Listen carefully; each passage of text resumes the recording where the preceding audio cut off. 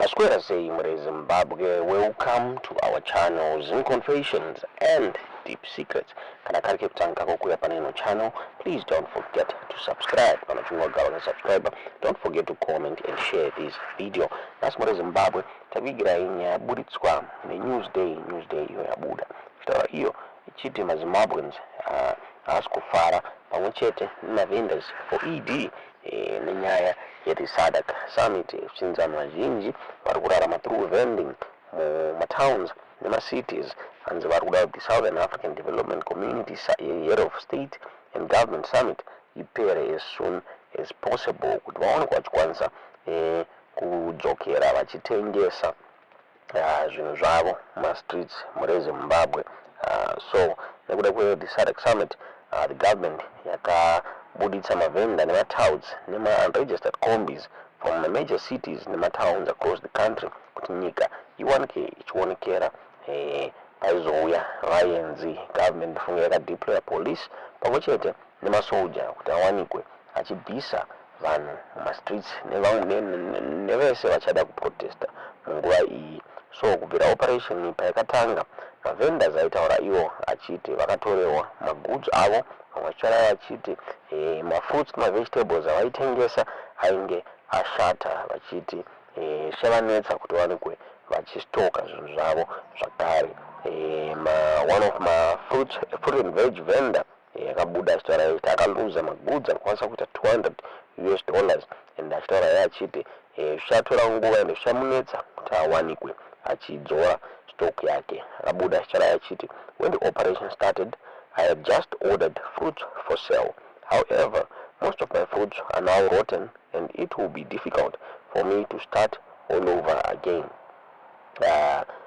Another Chinoi vendor akabuya imbotengesa masoft drinks pabus stop along Harare Chirundu highway.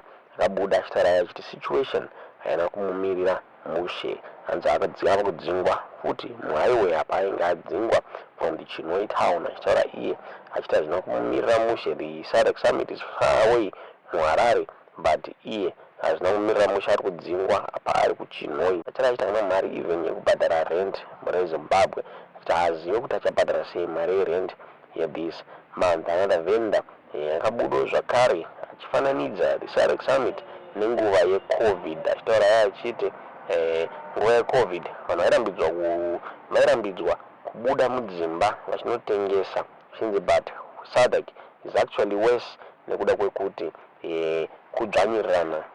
kudzvanyirirwa nevamwe vanhu kwete nekuda kwezvirwere.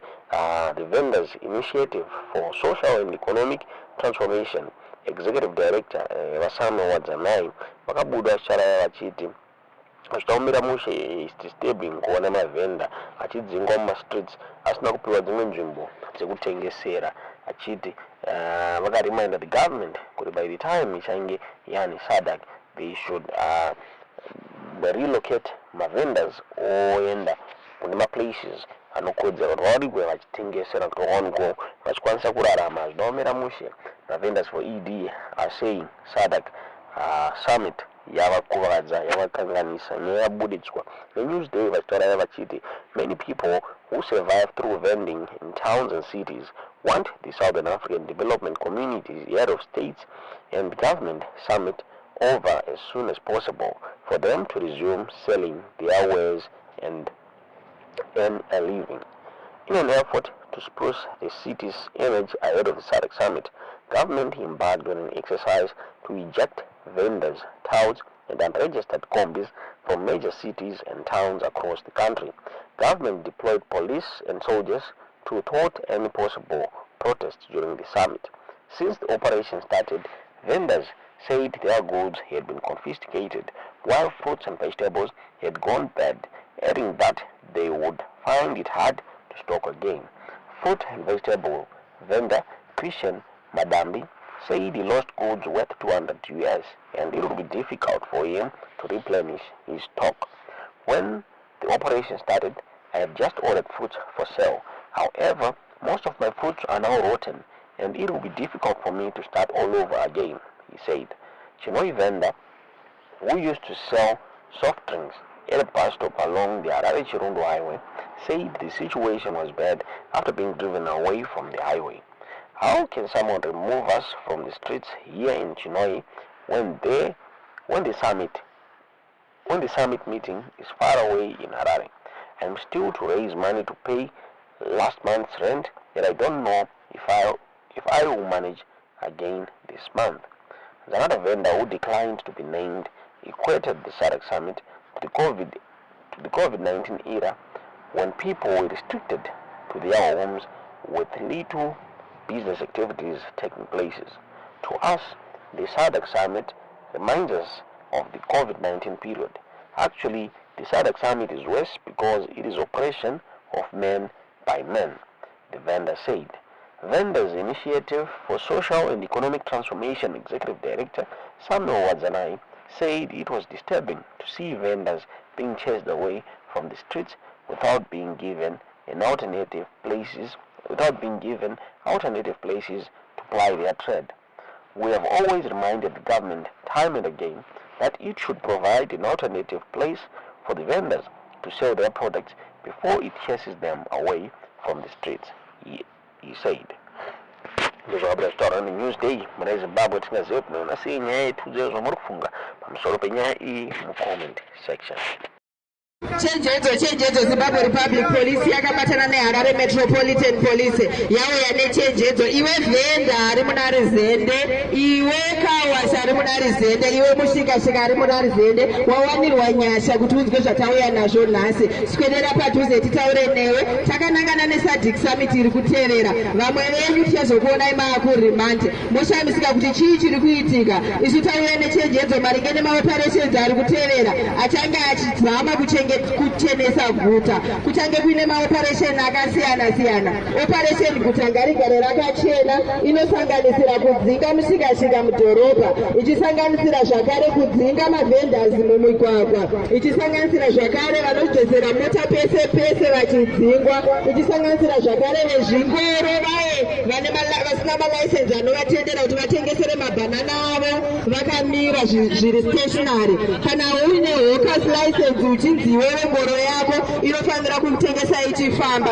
Ibva wangoita saizvozvo tiri kungokuchenjedzai kuti vanhu weye musabatwe muri kurong side. Itai zvinoenderana nelicense renyu. Maoperations andataura ari kuteerera aya pachaita kugeda kwemeno anosimboitwa. Vamwe munogona kuzvitora so light muchitaiwa hazvina kutanga nhasi, but ndasimbirira ndikati SADC summit tiri kumhanya nekuchengetedza guta. Tatinotu illegal vending, tatinotu mushikashika. Saka ndinokuyambirai kuti kana zvichigona patakatarisana neSADC summit kudai kusvika zvapfuura, tsvagai panzvimbo dzekutengesera dzinotenderwa, rodherai motikari panzvimbo dzinotenderwa.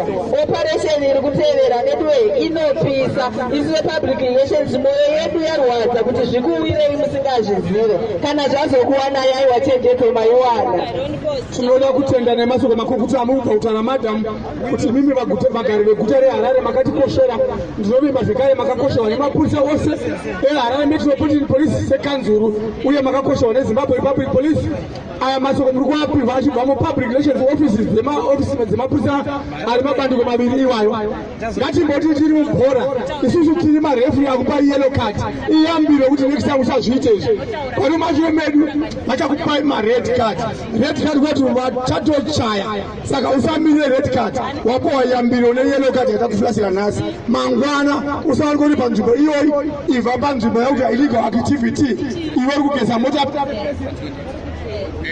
Tinotenda pane vari kubvunza vachiti tingawana ani kuti tibatsirikane pamaringe nerenki yedu kuti yatiri kushandira yatiri kuti tine order pano.